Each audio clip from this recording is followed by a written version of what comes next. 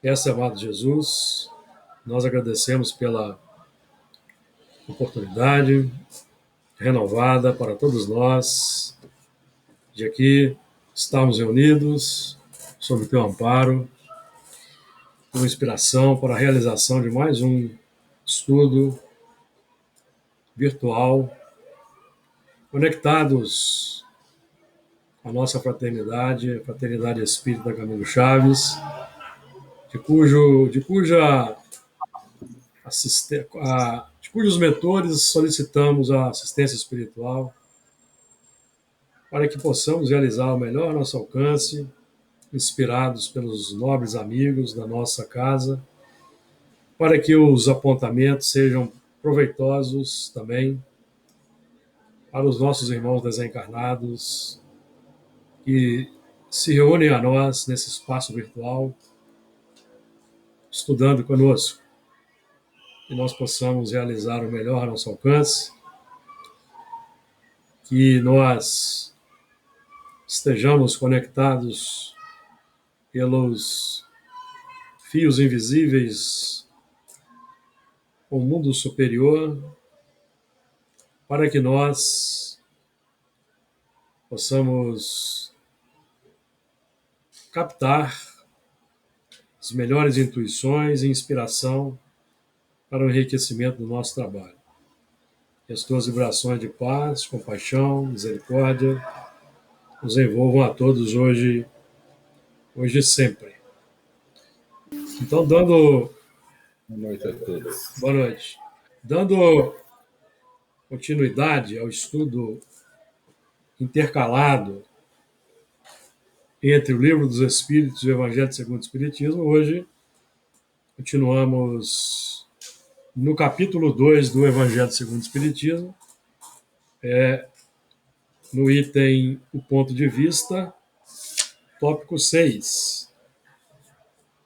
Vamos ver se nós conseguimos encerrar o capítulo 2, abordando os itens 6, 7 e 8, para que na próxima nós já entremos no capítulo 3, e vai dar ensejo de estudarmos aspectos bem interessantes a respeito das muitas moradas na casa do Pai.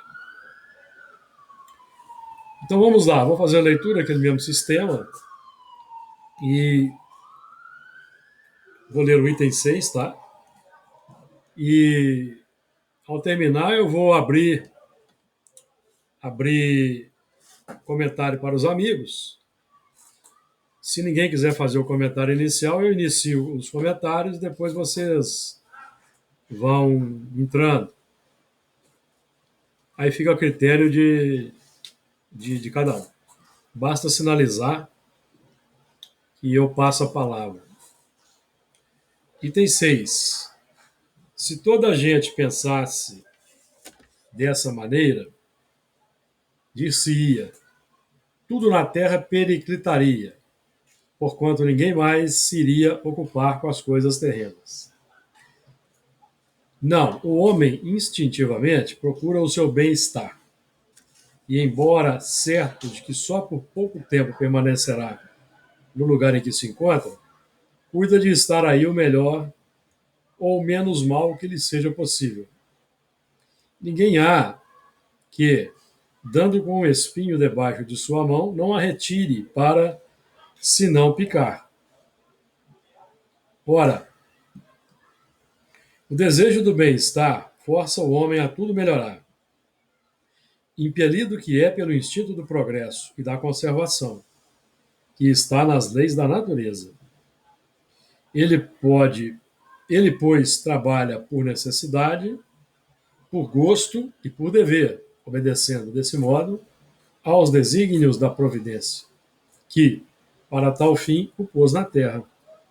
Simplesmente aquele que se preocupa com o futuro não liga ao presente mais do que relativa importância e facilmente se consola dos seus insucessos pensando no destino que o aguarda. Deus, consequentemente, não condena os gozos terrenos, condena, sim, o abuso desses gozos em detrimento das coisas da alma. Contra tais abusos é que se premunem os que a si próprios aplicam estas palavras de Jesus. Meu reino não é deste mundo. Aquele que se identifica com a vida futura assemelha-se ao rico que perde sem emoção uma pequena soma. Aquele cujos pensamentos se concentram na vida terrestre assemelha-se ao pobre que perde tudo o que possui e se desespera. Algum de vocês gostaria de iniciar os comentários?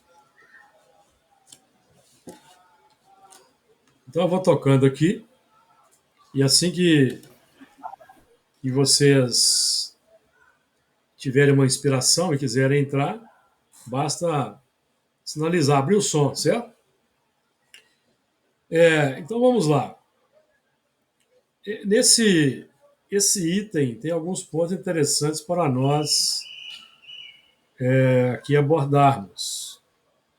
Essa primeira frase, Kardec está fazendo uma conexão com o ponto de vista que foi desenvolvido anteriormente, que é o ponto de vista de nós encararmos a vida como sendo a vida verdadeira, como sendo a vida espiritual, e a vida material como sendo a vida temporária. Então, por isso é que ele inicia com esse pensamento. Se toda a gente pensasse dessa maneira, dir-se-ia tudo na terra periclitaria, porquanto ninguém mais se iria ocupar com as coisas terrenas.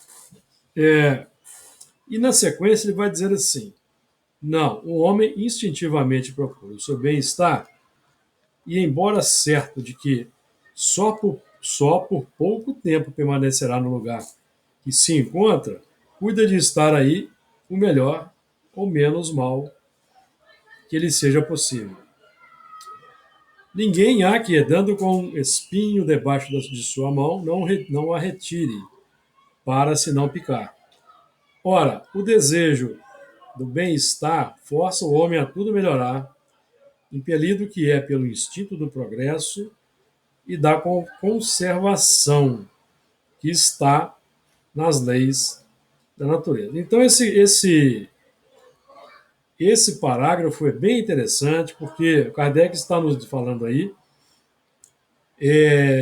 da força para progredir que nós encontramos abordada na questão 779, que é a lei do progresso, e aí ele acrescenta, por exemplo, a procura pelo bem-estar, que é a busca pelo bem-estar, que é a busca pelo melhor, que, em última análise, é a busca pela felicidade.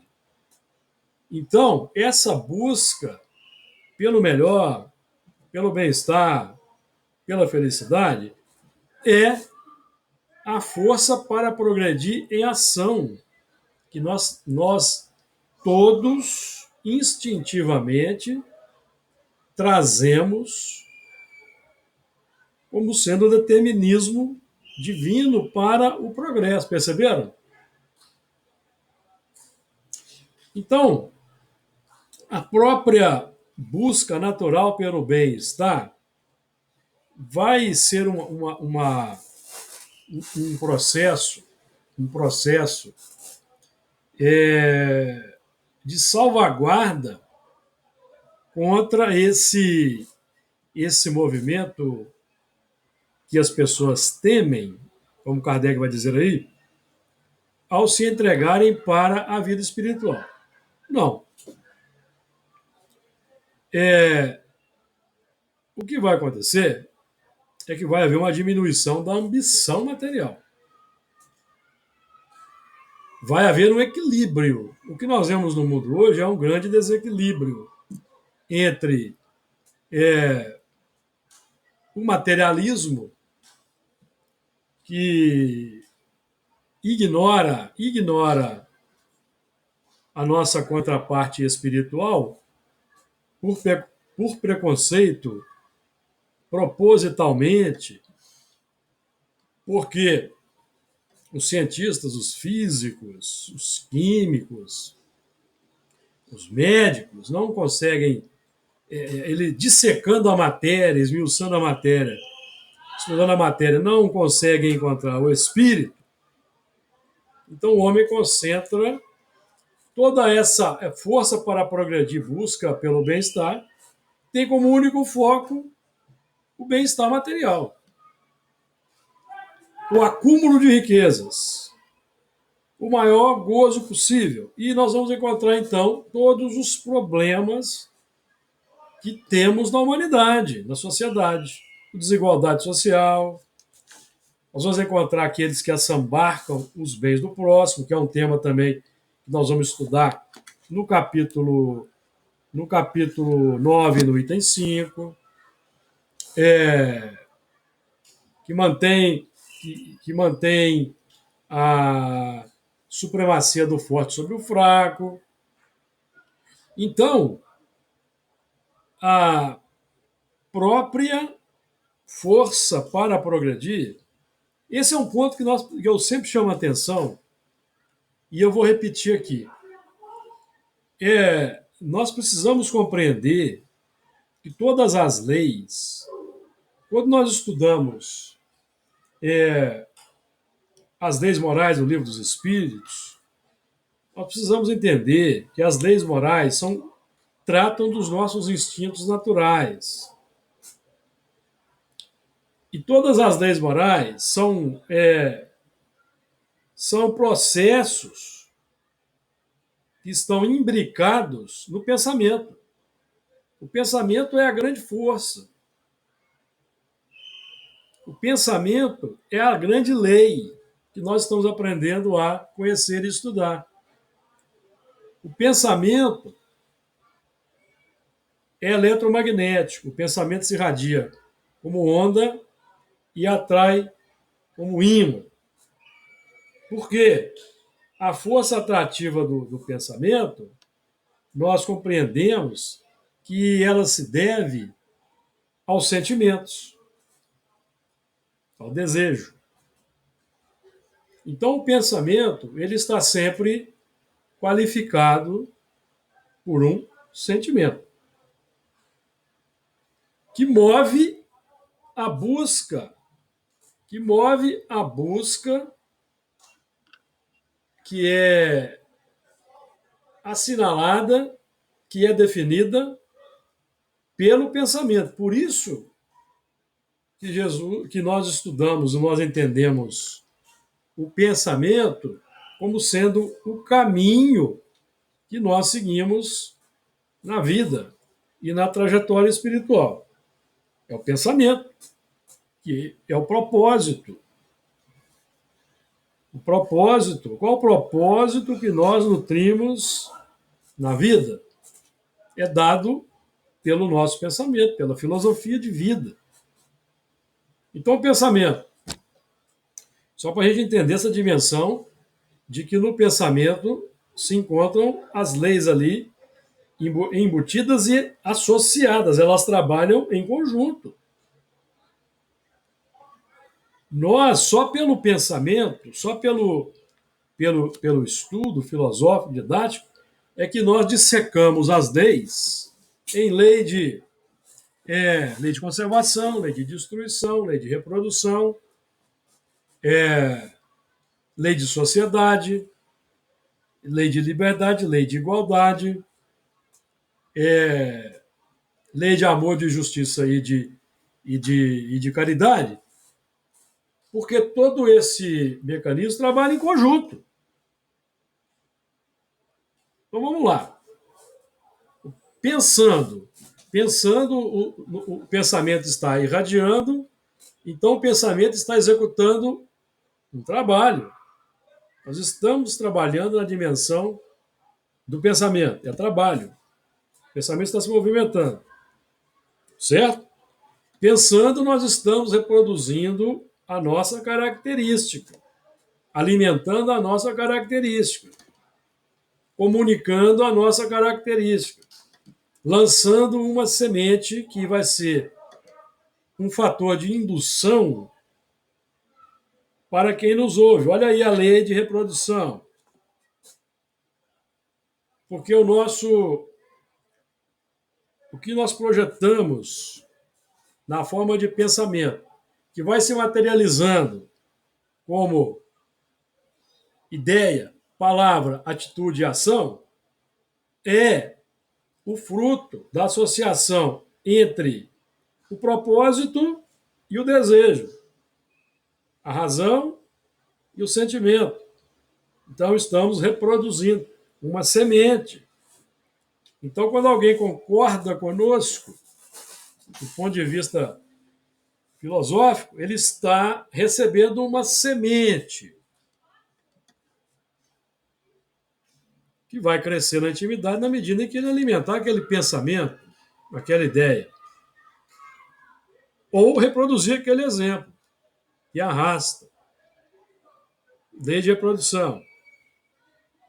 Se eu conservo determinada ideia, eu destruo outra. Se eu invisto no atendimento do materialismo, que resulta do egoísmo, eu destruo, meus amigos, a caridade, o amor ao próximo. Por quê? Porque o egoísmo significa amor a si mesmo. Amando a mim mesmo, cada vez com mais força, eu deixo de amar o próximo, naturalmente. Porque o próximo se torna um antagonista para que eu execute o meu propósito na vida.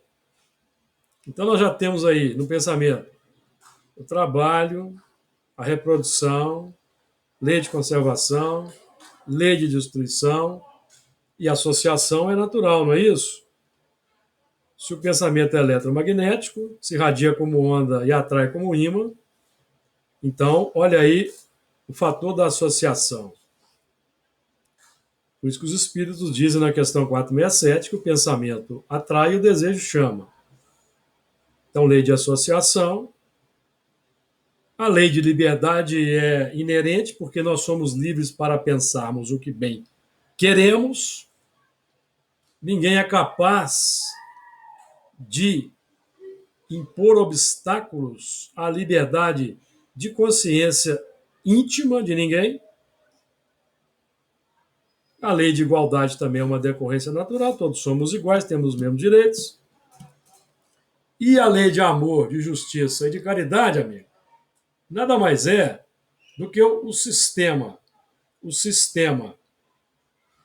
da trindade operacional que está capitaneando o pensamento. O que eu quero dizer com isso?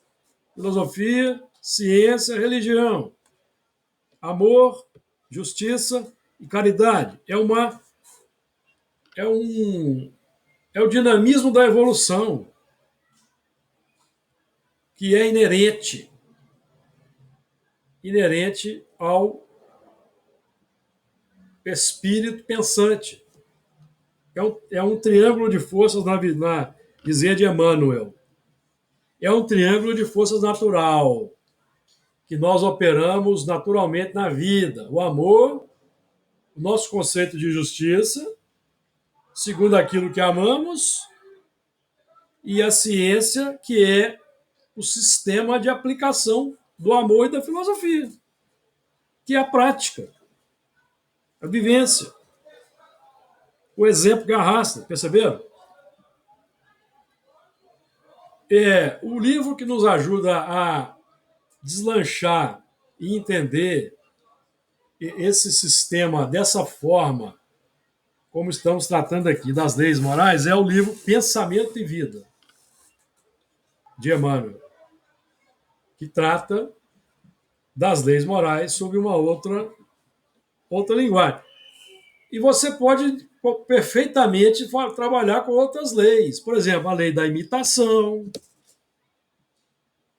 Perceberam? Tudo faz parte de uma coisa só. A lei de imitação decorre da lei de conservação. Eu vou conservar os valores de quem eu imito. Nós sempre imitamos alguém ou alguma coisa. Não há ninguém que não imite ou não imitou, porque esse é um componente da evolução. Nós aqui estamos buscando imitar Jesus. Se eu não imitar Jesus, eu vou imitar alguma outra pessoa com a qual eu tenho afinidade, sintonia, sem que eu perceba. De acordo, amigos? Aí eu só queria trazer esse aspecto, porque, não, o homem instintivamente procura o seu bem-estar. Esse é um instinto natural que o princípio inteligente traz consigo e que ele vai desenvolvendo lentamente ao longo da sua evolução. Lentamente. Porque o objetivo é a perfeição. A perfeição é o estágio de que agora estamos tendo notícias e estamos buscando acelerar o passo para conquistar essa perfeição. Então, nós estamos trabalhando aqui com um assunto da mais alta transcendência. Porque quando a gente associa, por exemplo, a questão 982, nós vamos aprender lá que não é necessário, amigos, não é necessário crer no Espiritismo e nas manifestações, ou seja, não é necessário absolutamente que nós levemos em consideração a vida espiritual para garantir uma melhor sorte na vida futura. O que garante a prática do bem. Então por que nós estamos estudando esse assunto aqui? Para acelerar o nosso processo de evolução. Porque se nós formos eficientes, minimamente eficientes no entendimento do Espiritismo, na sua aplicação prática, nós mais rapidamente vamos avançando. Mas aqueles que não têm conhecimento do Espiritismo e não levam em consideração a vida espiritual, não quer dizer que eles estão condenados, evidentemente que não. Porque o bem é o que garante, a prática do bem é o que garante uma situação de bem-estar, de felicidade, tanto na vida material quanto na vida espiritual. Certo? Eu tenho falado até agora, alguém quer entrar com algum apontamento, algum comentário? Ô, Júlio, eu queria fazer uma pergunta. Pode. Quando você diz que a gente traz, né, esse instinto do progresso e da conservação, isso é em todos os seres, como se diz assim, a gente nasce já com essa predisposição, mas todos iguais? Sim, porque o espírito é criado simples e ignorante. Simples e ignorante. Mas ele já traz o determinismo divino embutido, que é a busca pelo melhor, a desejo da felicidade. Certo? Uhum. Desde o primórdio da evolução. E na faixa da humanidade, nós vamos entender o processo. E acelerar o processo. Sim, então as nossas ações é que vão definir o grau de cada um, né? Exatamente. Desse instinto mais apurado, mais desenvolvido, não é isso? Depende do livre-arbítrio, depende do desejo, do que desejamos. E a conservação é legal porque é perceptível quando a gente, em situações, por exemplo, de risco, como que a gente tem isso naturalmente, né? De se resguardar ou de se defender, Sim, né? sim, a prudência. Sim. Exatamente. Nos próprios reinos inferiores a gente vê isso, né? No vegetal, no animal, esse instinto bem claro, né? De Sim, proteção, de conservação, o vegetal, mesmo, sim. né? Todos os seres buscam sempre o melhor para si no estágio que se encontra. É uma força instintiva que vai se desenvolvendo lentamente, lentamente. E nós trazemos como herança divina. É um processo Ô, Júlio, que nós ainda vamos estudar em profundidade do futuro. Nós estamos aqui só, por enquanto, começando a entender o assunto. Diga lá, Arthur. sou eu, Quem Fernando. falou foi Hernani. Quando você fala determinismo, você considera por esse aspecto determinismo ou pré-determinismo? Me explique melhor essa parte. Tem o pré-determinismo. Todos nós já somos criados e sabemos que vamos chegar à perfeição. Mas esse movimento, ele é o próprio ser que o busca. Tá. Então você entra no círculo da vida no seguinte, com um determinismo. E a partir do momento que você vai mudando essa característica e vai buscando esse crescimento, é que ele se torna um pré-determinismo? O pré-determinismo é o que você fez nas suas vidas anteriores. É um pré-determinismo.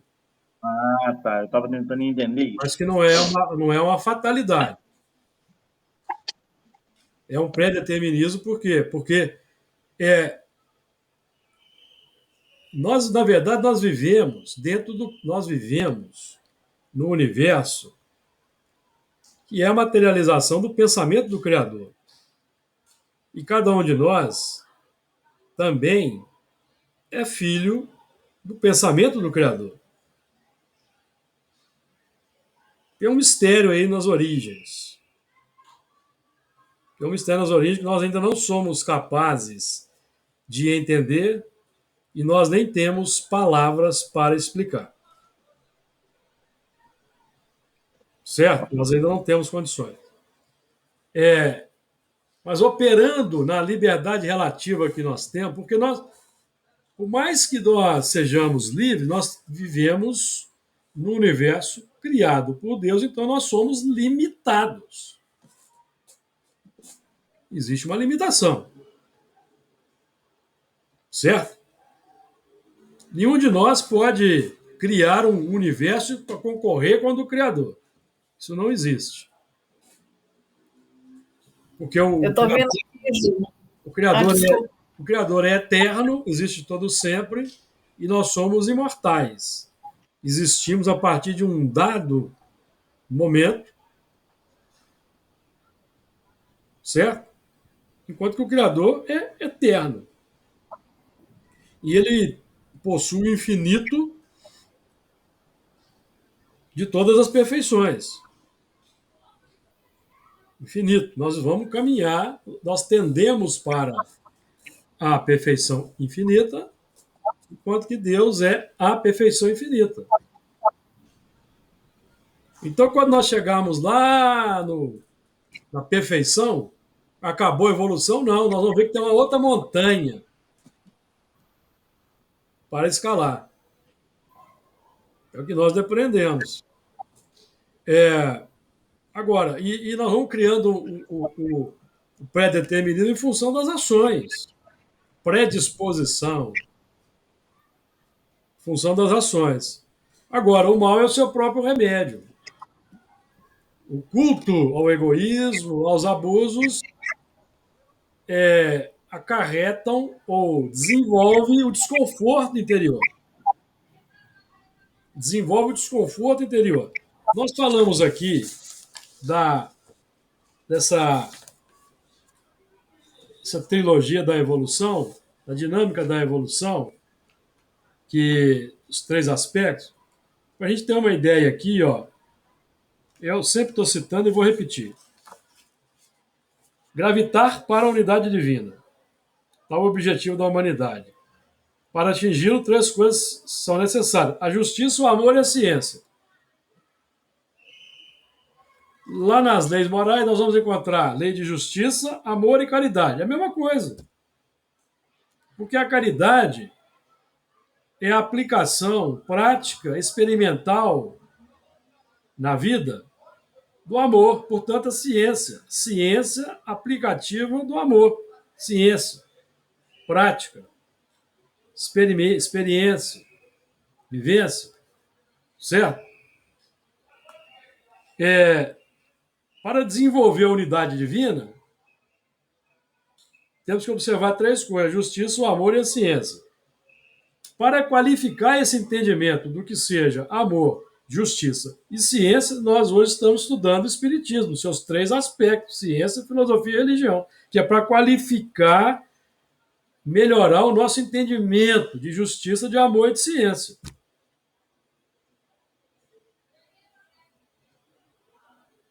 Certo? 3 coisas são opostas, são contrárias: a ignorância, o ódio e a injustiça.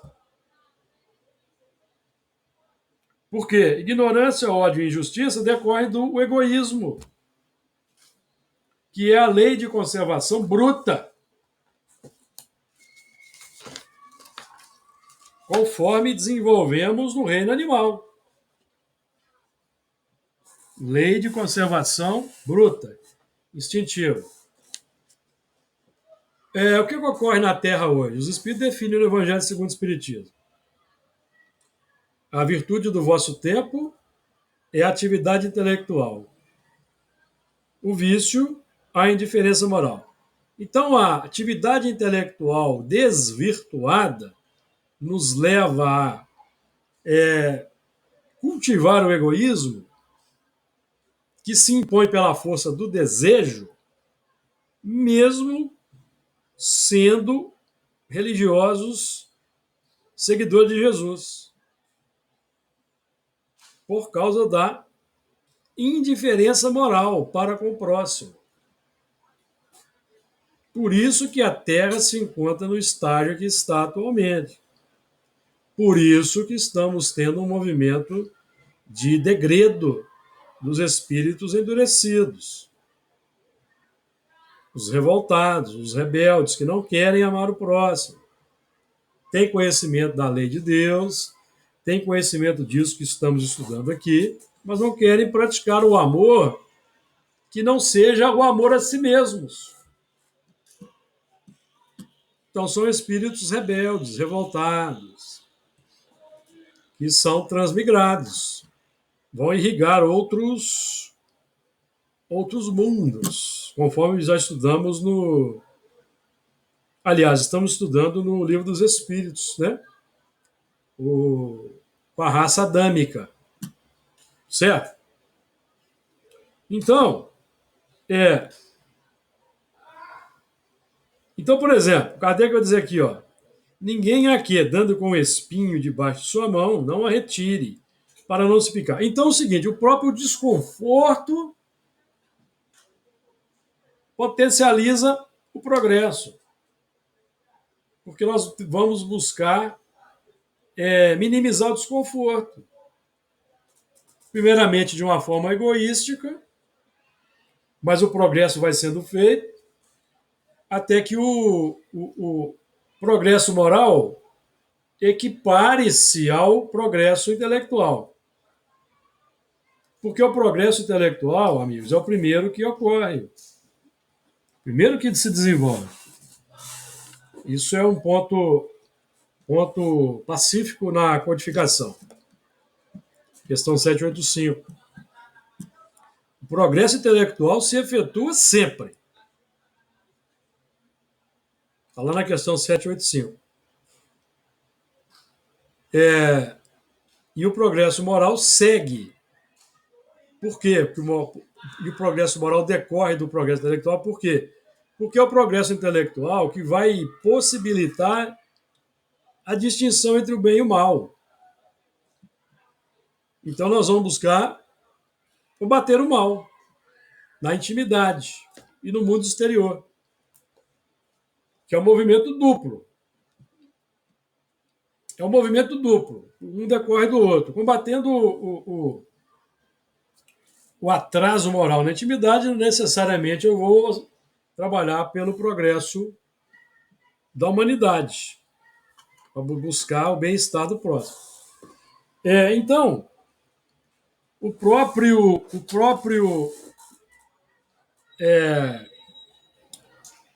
desconforto vai gerar a busca pelo melhor, certo? Agora, o de que está sendo tratado aqui, que é se esse eixo sobre o qual se assenta toda a revelação de Jesus, que é o ponto de vista de como encaramos a vida terrena, ele não prejudica o progresso material, pelo contrário, ele humaniza o progresso material. Por quê? Porque conscientes da imortalidade, da reencarnação, ora, se nós trabalhamos pelo progresso material do próximo, nós estamos trabalhando pelo nosso próprio bem-estar futuro, porque nós vamos voltar numa nova existência. Amigos, e o que ocorre no mundo como a Terra? Aquele que não buscou o bem-estar do próximo, buscou exclusivamente o seu próprio bem-estar, não buscou ajudar o próximo, na próxima existência ele vai reencarnar em que meio? No meio que não foi beneficiado pela sua própria atuação. Certo? Aquele que assambarca os bens do próximo, gerando a miséria, vai renascer no ambiente da miséria. Para ele aprender como vivem os miseráveis. E quem sabe buscar a melhoria das condições de vida dos miseráveis. Lutar. Aí nós poderíamos ter os grandes líderes comunitários que buscam melhorar as condições de vida ali da sua comunidade carente, perceberam? Podem ser espíritos dessas condições. Então, é interessante para nós levarmos em consideração, como sociedade organizada como um todo, levarmos em consideração a imortalidade, o retorno numa próxima existência, naqueles mesmos meios que estão em dificuldade. Então, é do nosso próprio interesse buscar a melhoria das condições sociais na Terra, para que nós mesmos, no futuro, tenhamos o benefício de reencarnar numa Terra melhorada, amigos. Então, o conhecimento da imortalidade, das condições da vida espiritual, não prejudica o progresso material da Terra, muito pelo contrário. Mais comentários? Quem que mais quer colaborar? Júlio, fazendo uma comparação conosco aqui na Terra e o que nós temos visto através das obras de André Luiz, né? Nós temos que progredir aqui na Terra, penso eu, visando, por exemplo, no futuro, quando deixarmos esse plano, viver num mundo como o nosso lar, em que todos são tratados de igual forma. Se eu preciso falar com o governador, ou uma parte do governador, o ministro, não tem nenhuma burocracia. né? Quer dizer, eu sou tratado como igual. Então, é bom que a gente tenha o máximo de progresso aqui. Inclusive, nós que trabalhamos na desobsessão, quer queiramos ou não, quanto maior a dedicação, mais nós estamos angariando amigos espirituais. Eu estou dizendo isso porque com você se deu que você, o Espírito se manifestou certo dia, dizendo que pegou uma carona com você e foi lá para o centro. Está lembrado disso? E Sim, ontem também teve um espírito que falou que pegou uma carona, só não disse com quem. Então, quando nós somos dedicados a uma causa, nós damos oportunidade de outros serem atendidos, como esse caso seu e o que falou que pegou uma carona, não sei com quem, né? sem Eu dúvida. estou buscando estudar ao máximo, dentro de minhas condições, para me poder aplicar no meu dia a dia, É lógico, né? é o nosso objetivo. É o nosso objetivo, porque esse tripé, ou essa trilogia, ou essa dinâmica operacional, filosofia, ciência, religião, amor, justiça, caridade, amor, justiça, ciência, é um dinamismo natural. Nós operamos dentro dessa dinâmica de forma inconsciente. Só É, o Espiritismo nos ajuda a entender a dinâmica, que é um processo. A mentalidade, a mentalidade, ela vai, ela vai se manifestar nas minhas buscas no dia a dia. As minhas buscas do dia a dia, elas se concretizam pelas ideias, palavras, atitudes e ações que vão definir uma metodologia prática, um sistema prático operacional no cotidiano que vão retroalimentando, retroalimentando tanto a concepção quanto o sentimento. Então, o Espiritismo visa, os espíritos superiores visam que nós qualifiquemos a nossa dinâmica operacional sempre na direção do engrandecimento do amor como um todo. Ao passo que o sistema materialista, quando não está, a filosofia de vida individual, quando não está firmemente alicerçada no desejo do bem, conforme os espíritos têm definido para nós vamos alimentando o egoísmo individual e multiplicando no mundo, perceberam? Mentalidade, prática, sentimento. O sentimento é o grande segredo, porque o sentimento é fonte do pensamento, perceberam? Então, o sentimento que cresce, ele vai agregar, vai sofisticar os pensamentos próprios do indivíduo na direção da busca definida pelo coração, manifestada pelo pensamento. Perceberam que é um processo que se alimenta e se retroalimenta? E vai agregar, esse sentimento vai agregar inteligências, correntes de pensamento de encarnados e inteligências desencarnadas. O segredo da mediunidade. O intercâmbio oculto. Então, nós estamos buscando entender o processo para tomar as rédeas. Os espíritos vão dizer assim, ó, Deus, consequentemente, não condena os gozos terrenos, porque o gozo, o prazer, a satisfação material, ela faz parte do contexto. É o estímulo para a vida. Não existe condenação do prazer. Qual que é a condenação? É o do abuso. O abuso desses gozos em detrimento das coisas da alma.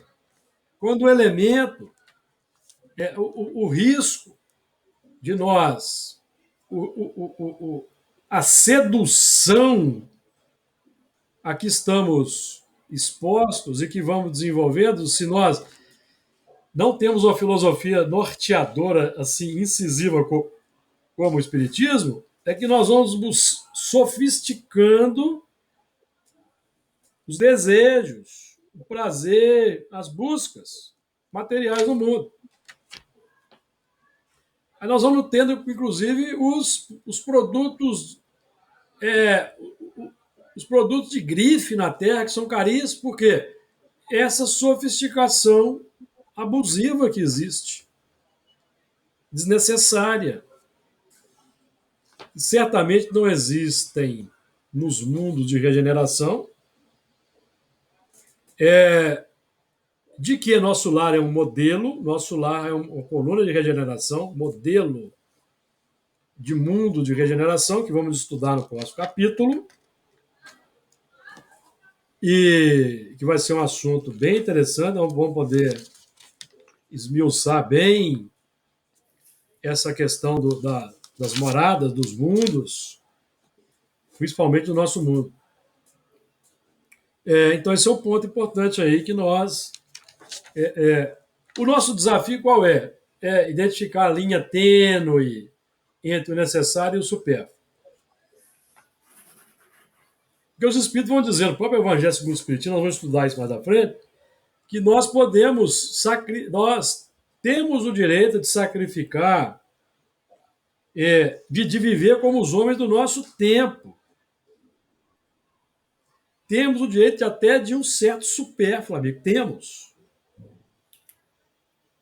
Isso está no Evangelho segundo o Espiritismo. Mas o abuso é que é o grande problema, porque se nós não refreamos, o processo vai só crescendo. Aí o céu é o limite para o indivíduo. Diga lá, Fernando. Você falou também da lei de imitação. Eu tenho como uma imitação de partes dentro que nós já vimos, através de André Luiz, do nosso lar, um lugar, aliás, tem muito tempo que eu não vou, que é tão bonito que a gente não consegue encontrar nenhum cantinho que é feio. É em Otim. Quer dizer, eu tenho um canto lá que eu vejo uma lagoa, particularmente, eu me sinto como se eu estivesse naquelas lagoas, aqueles lugares bonitos do nosso lar. Quer dizer, eu busco a imitação num lazer, num lugar bonito. Exatamente. Os espíritos, por exemplo, nos ensinam que a família é uma salvaguarda para a evolução. Por quê? Porque nós vamos passar a fazer tudo em família. Fruir os bens materiais em família, Sim. uma viagem em família, o lazer em família. Isso já é um desprendimento do egoísmo. Por isso que a vida em família é importante. É um fator da evolução, é um progresso da humanidade, a família, o casamento, a vida em família. Nós podemos ter um automóvel, segundo o nosso gosto, um automóvel novo. E agora, o que é importante? Importante é o quê? É o uso que nós vamos fazer. Qual tipo de uso que vamos fazer com o automóvel? O uso adequado para o engrandecimento moral. Certo? Então, todos os bens, né? Não condena os gozos, não condena os bens, mas condena o abuso. Deus. Vamos explorar um pouco esse assunto aqui. Deus, consequentemente, não condena os gozos terrenos, condena, sim, o abuso desses gozos em detrimento das coisas da alma. Deus não exerce ação direta na matéria, questão 536b. Então a coisa aí já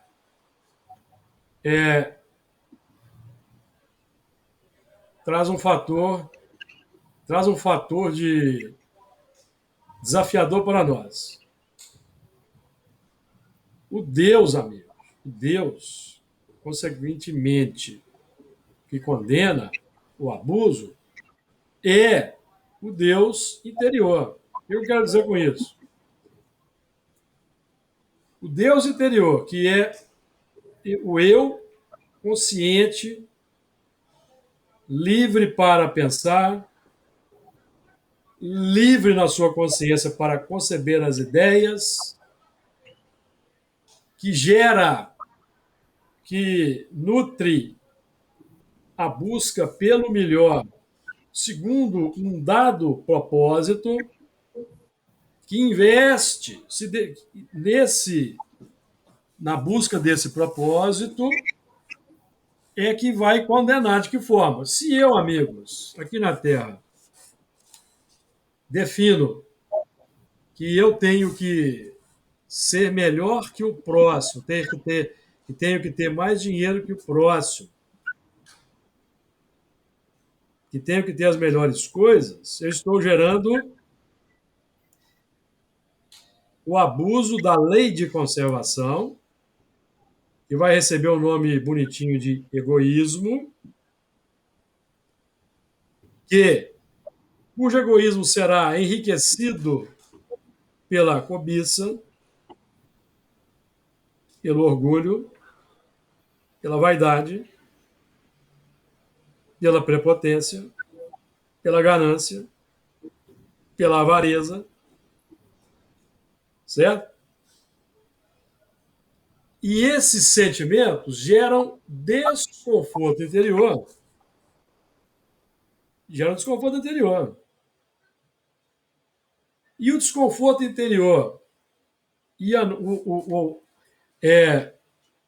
conservação desses sentimentos, o seu desenvolvimento exponencial, sofisticada, vai nos levar a desenvolver disfunções orgânicas. Porque esses sentimentos, amigos, são forças, não são abstrações que vão, no tempo, exercer alguma influência no perispírito, nas linhas de organização do corpo somático e até nas linhas de formação do futuro corpo. Então, nós vamos trazer a necessidade orgânica de reajustamento. É o Deus que condena. É a nossa própria capacidade criativa que está desequilibrada, perceberam? Deus não precisa de agir, porque ele já nos dotou das leis morais que trazemos como herança, como determinismo, que vão atuar para nos conduzir para a felicidade no último recurso, pelo último recurso da dor. Vamos voltar para o Paulo. Paulo fala disso. Vamos voltar para o Paulo? Lá na questão 1009. Gravitar para a unidade divina. Gravitar para a unidade divina. Tá o objetivo da humanidade. Para atingi-lo são necessárias 3 coisas. A justiça, o amor e a ciência. Observando isso, eu vou desenvolver virtudes, consequentemente, a harmonia e equilíbrio, que são as perfeições. As virtudes são as perfeições. Então, eu vou desenvolver a perfeição. 3 coisas são opostas e contrárias. A ignorância, o ódio e a injustiça, que nos mantém no desvio. O caminho... Ao invés de gravitar em torno da unidade divina, eu gravito em torno da unidade própria, do ego. E quero satisfazer o ego. Aí não tem felicidade. Tem o prazer transitório, momentâneo. A felicidade não existe no egoísmo, nas suas buscas, nas suas práticas. Aí Paulo vai dizer o seguinte, ó, quem é o culpado? Quer dizer, o culpado é um elemento que não cumpre as leis de Deus, correto? Porque gravitar para a unidade divina é cumprir as leis de Deus, que estão aí, todas elas sintetizadas na observação da ciência, do amor e da justiça. Amigos, cultivar a justiça, o amor e a ciência é praticar as leis de Deus. Mesma coisa. É inerente. Praticar as leis de Deus leva ao entendimento da justiça, à prática do amor e à compreensão da ciência. Que a isso leva, que é a prática no mundo. Que leva à concretização da justiça e do amor, que é a filosofia e a religião. Quem é de fato o culpado? É aquele que, por um desvio, por um falso movimento da alma, se afasta do objetivo da criação. Qual é o objetivo da criação? Que decorre da observação da justiça, do amor e da ciência. É o culto harmonioso do belo e do bem. Então, se nós buscarmos cultivar harmoniosamente o belo e o bem, consequentemente, estaremos observando a justiça, o amor e a ciência, cumprindo as leis de Deus. Que é o castigo? O castigo é a dor, é o sofrimento. Então, no tempo de Kardec, utilizava-se muito essas palavras, castigo e punição. Porque era a linguagem adequada para aquele tempo. Mas hoje nós vamos entender que castigo e punição não existem de fora para dentro na justiça divina. É um movimento de dentro para fora que decorre das nossas posturas, das nossas escolhas. Então, que é o castigo? A consequência natural derivada desse falso movimento, uma soma de dores necessária a desgostá-lo da sua deformidade pela experimentação do sofrimento, perceberam? Que é a expiação, que decorre da imperfeição, a imperfeição que nós desenvolvemos. Então, o destino, a felicidade e a infelicidade estão totalmente sob as nossas mãos, sob a nossa alçada. De Deus, o que é que vem de Deus? Deus está lá observando, vamos simbolizar assim. Deus está lá observando e de Deus vem o quê? Vem a misericórdia. De Deus vem a misericórdia. Qual que é a misericórdia? Uma existência limitadora para que a gente não abuse mais. Um corpo físico um tanto quanto deficiente, para que a gente não possa expressar certas complicações. Ou, se nós temos muitas complicações e até merecemos uma existência num corpo deficiente, Deus pode oferecer para nós o trabalho na seara da mediunidade, por exemplo. Perceberam? Então, amigos, nós temos que começar a entender essa dimensão do Deus interno, que é que nós somos os artífices do sofrimento, da infelicidade ou da felicidade, segundo aquilo que nós buscamos com muita ênfase na existência. Eu queria terminar o capítulo hoje, mas infelizmente não deu. Mas também nós não temos pressa, certo? Comentários aí, amigos. Alguém quer? Nós temos tempo ainda para os comentários dos amigos. E podemos depois encerrar quando os amigos participarem também, se for da vontade, certo? Certo. Então fala aí, Luiz. Tem muita coisa para falar, não, né? Pelo tanto que já foi dito, mas quando eu li e você começou a falar, realmente eu pensei um pouco nesses ângulos, né, da tendência natural nossa de buscarmos sempre o melhor, né? Em qualquer ambiente que a gente está, em qualquer lugar mesmo.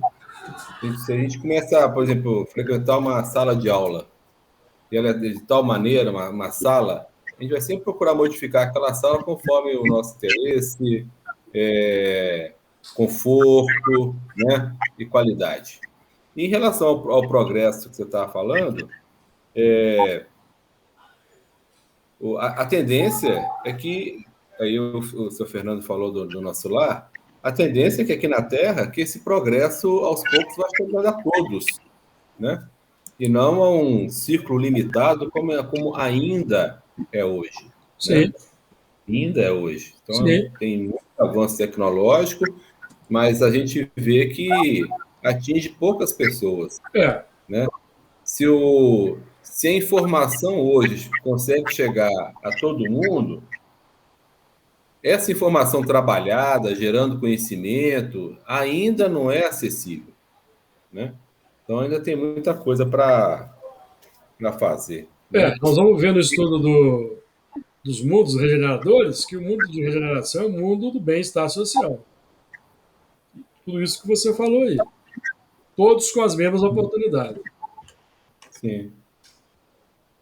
E na medida que eu aplico isso que ele fala aqui, né? Na medida que eu, de uma forma com muito bom senso, né? Acho que o Evangelho usa muito, tem que ter muito bom senso no que ele fala, né? E na medida que eu dou às coisas materiais o valor exato delas, né? E eu não adiciono a esses valores as minhas paixões, né? E os meus desejos desordenados, eu consigo ter uma vida material prazerosa, confortável, plena, me satisfazendo totalmente no que eu preciso, sem que com isso o outro não tenha nada. Sim.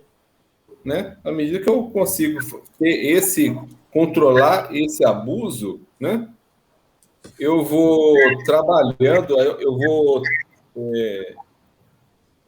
como é que fala que eu estou tentando assim? Porque ele fala assim: contra tais abusos que se premunem os que a si próprios se aplica essa palavra de Jesus. Né? Meu reino não é deste mundo. Né? E não é mesmo, não. Né? E se a gente lembrar que um reino tem que ter um rei, né? Então, para a gente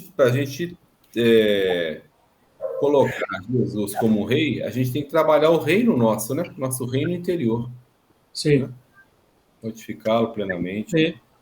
E nós podemos agregar aí na busca pela misericórdia a oração, que é o fator que os materialistas, por exemplo, não levam em conta e nem se utilizam por não acreditarem. A oração, para o nosso caso, que é a movimentação do pensamento com um propósito superior, é o ingrediente que também pode ser acionado solicitando essa misericórdia de fora para dentro, que vai nos favorecer com alguma medida. Por tudo que nós aí temos trabalhado, nós vamos compreender que o mundo de regeneração, por exemplo, que nós falamos muito até nele, é o mundo da misericórdia. que vamos aí estudar no próximo capítulo. Mas no próximo evento de estudo do Evangelho, eu quero ver se nós conseguimos finalizar aqui esse capítulo 2 e entrar no capítulo 3. Vamos ver se é possível. Júlio, eu queria só fazer uma colocação que eu acho interessante, ainda falando sobre o determinismo. E depois de tudo que foi dito aqui, é interessante a gente pensar que essa possibilidade de entender melhor esses mecanismos que nós conseguimos através dessas ações, né, do pensamento, da formulação de ideias, do sentimento, não é a mesma forma utilizada em civilizações antigas, né? Se a gente pega, por exemplo, a ideia do determinismo, ela vem exatamente de muito longe. Na mitologia grega, eles acreditavam na interferência do universo, né? Justificava o que se tinha pelo universo, não é isso? Sim. E aí, hoje, a gente já consegue ter essa visão muito mais evoluída, né? Sim. De alguns anos atrás, onde nos é permitido esse progresso e até mesmo essa lei de conservação através das nossas escolhas, né? Sem dúvida.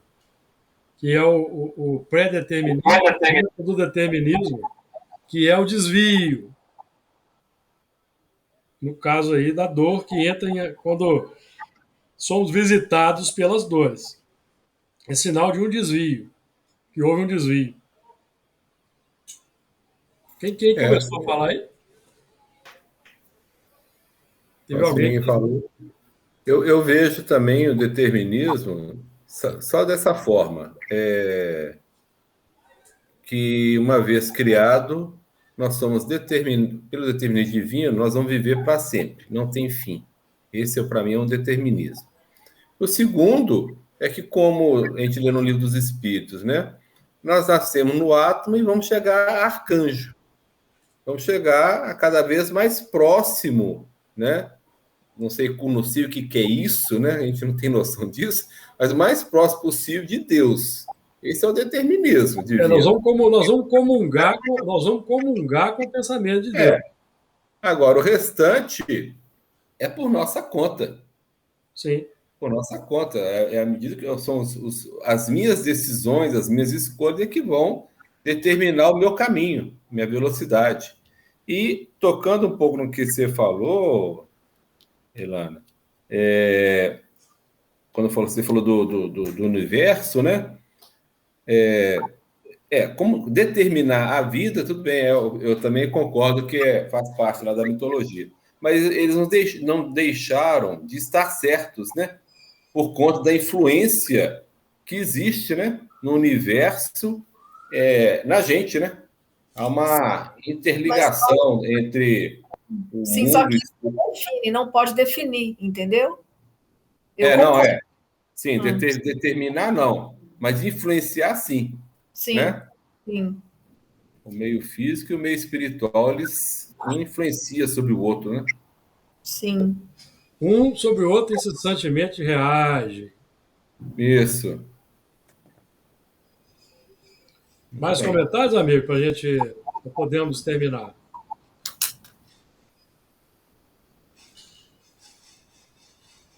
Então vamos lá. Quem faz a prece hoje?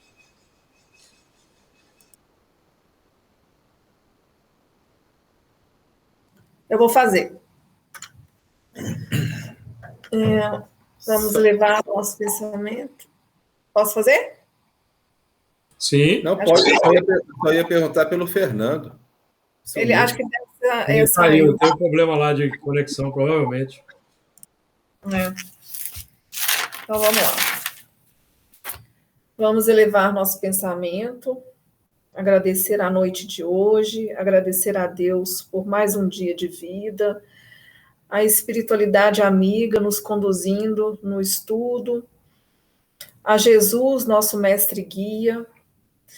Agradecemos pelo estudo da noite, por tudo que vimos, por tudo que conversamos, e que nós, como protagonistas da nossa vida, que nós possamos ter essa consciência, essa responsabilidade de perpassar por cada ideia discutida na noite, dos pensamentos, das ideias, no campo dos sentimentos, para que possamos realizar sempre o melhor em nossas vidas.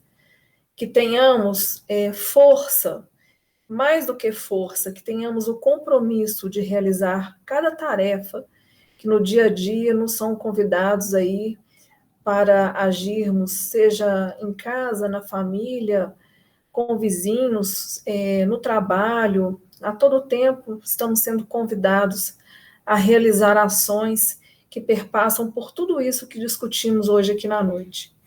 Então, que nos façamos fortes para seguir em frente, a tarefa não é fácil, mas se pelo menos nós pudermos reavaliar as nossas ações, pensar antes de tomar decisões, certamente nós vamos ter uma condição melhor de agir. Que a espiritualidade possa nos intuir, possa nos ajudar em momentos que precisarmos, mas que tenhamos aí a responsabilidade de agir conforme nós estamos buscando realizar nossas atividades. Agradecemos pela noite, que possamos dar sequência durante o sono, através dos sonhos, buscar mais informações, buscar companhias que possam nos agregar mais conhecimento. E assim, agradecemos por tudo que foi dito hoje, pela presença de todos, e que possamos ter uma noite tranquila. Que assim seja. Assim seja. Assim seja. Muito bem. Boa noite para todos. Boa noite, até a próxima. Boa semana. Gente, com Deus. Tchau.